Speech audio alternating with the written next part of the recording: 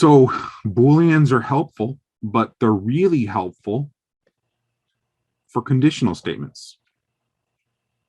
And the conditional statements we're going to find to be very, very valuable for writing code because it allows us to make decisions, specifically simple decisions like yes, no decisions.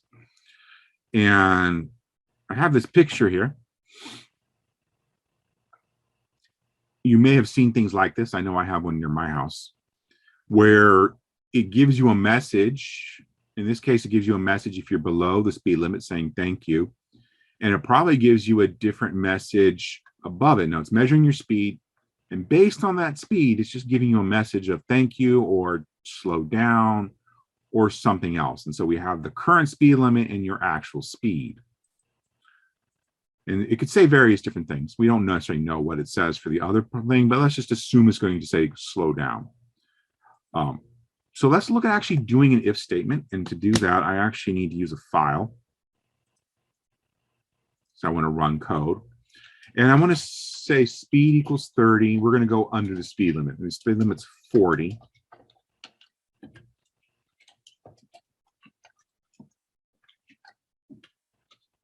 So if the speed is less than 40, we're going to say thank you. And I'll talk about all the little pieces of this in a second. And if the speed is, should we say less than equal 40? How about, because if you go 40, technically you're going speed limit. But if you're going over 40, then I want to say slow down. I'll talk about the different constructs in a second. Let's actually save this file though. Call it speed test. Oops, that went too far. Okay. If we run this,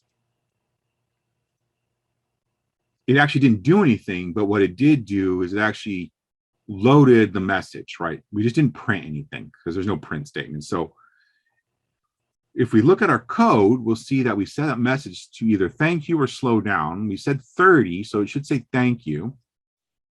So if I actually print the value of message, I get a thank you. If I change this to something like 60, which obviously is way too fast, and I run this, the 60 should say 60 less than equal 40 is false. Should we come to the else and say slow down? So message should be slow down. And so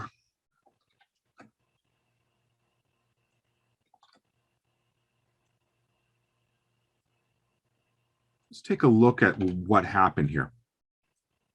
There's some interesting things happening in here that we need to talk about.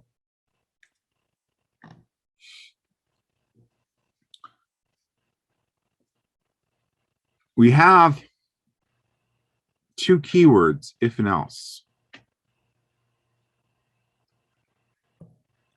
We have a Boolean condition. So this is a condition, it's a Boolean. We'll call that the condition.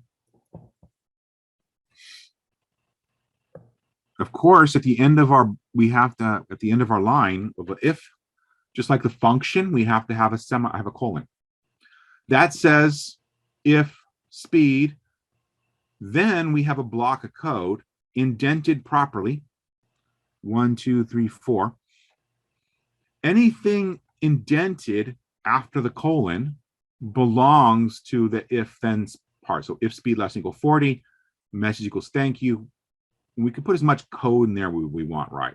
So we call this section here the body. It's the, remember, indentation in Python really matters. It's a sequence of statements, could be more than one. They all have to be indented correctly. Then we have the else keyword. And the else keyword is saying if the condition was false, do this other thing. We say else, and again, we actually put in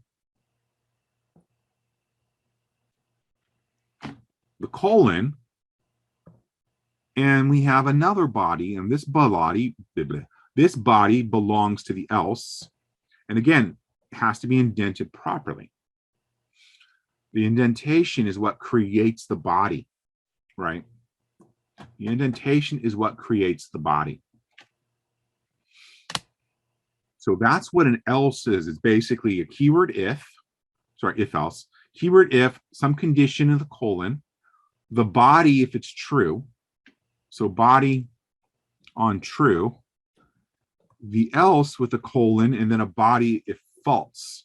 So if speed is, in this case, the speed is false, it's going to check it, say, no, that's not true. Go to else, and then run that line. So that's the way that works.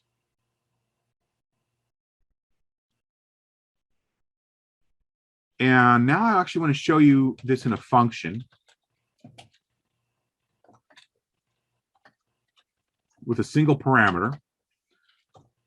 And remember when we said that indentation should be 2 or 4 spaces. It should always be 2 or 4 spaces. I recommend 4. And then also idle is going to default to 4. Now we said when we do a body of for the form function, we also have to indent. 3, 4, 2, 3, 4, 1, 2, 3, 4, 1, 2, 3, 4, 1, 2, 3, 4. So we have our indentation. Now what's going to happen is this message, and I want to return the message. I forgot to add the return. There we go. So now I have a function that runs. Instead of passing in the speed, though, we're just going to take the speed as a parameter and say thank you or slow down.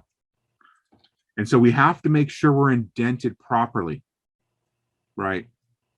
So the function itself is indented, then the if is indented, the else is indented, and then this return is actually back to the indentation of the if and the else, which is for the function.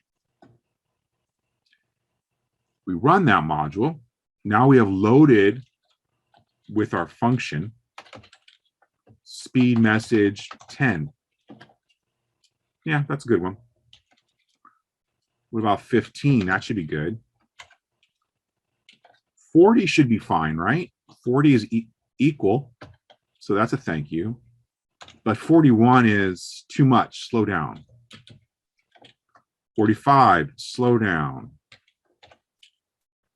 47, slow down. Anything higher than that, slow down, over and over again.